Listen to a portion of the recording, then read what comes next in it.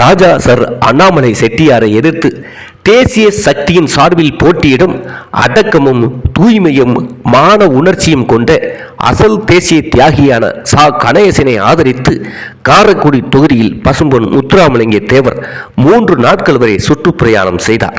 அப்போது தேவர் செல்லும் இடமெல்லாம் சித்திரை திருவிழாவுக்கு மக்கள் கூடுவது போல் அணி திரளாக திரண்டு வந்து கூடி பசும்பொன் தேவர் அவர்களுக்கு வரவேற்பு கொடுத்திருக்கிறார்கள். திரு அண்ணாமலை செட்டியார் அவர்களோ தோல்வி பயத்தால் பணத்தை வாரி மக்களுக்கு இறைத்திருக்கிறார்.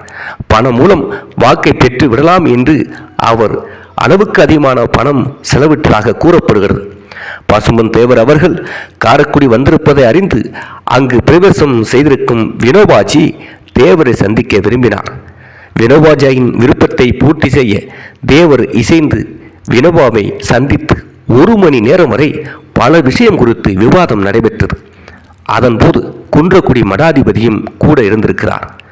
வினோபாவின் கேள்விகளுக்கு பசும்பொன் தேவர் தடங்களோ கலங்கமோ இன்றி அளித்த பதில்களில் வினோபாஜி லயித்து போய், நான் தமிழ்நாட்டில் பல பெரிய மனிதர்களையும் அரசியல் தலைவர்களும் சந்தித்து பேசியிருக்கிறேன்.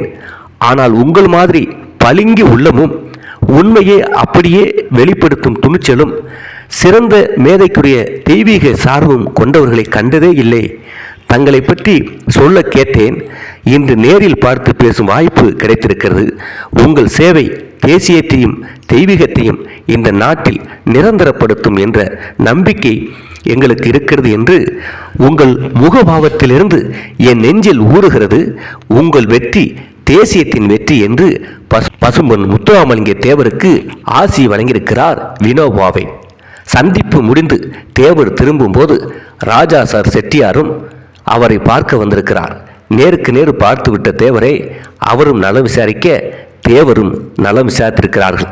இந்த சம்பவம் 24/2/1954 நடந்திருக்கிறது.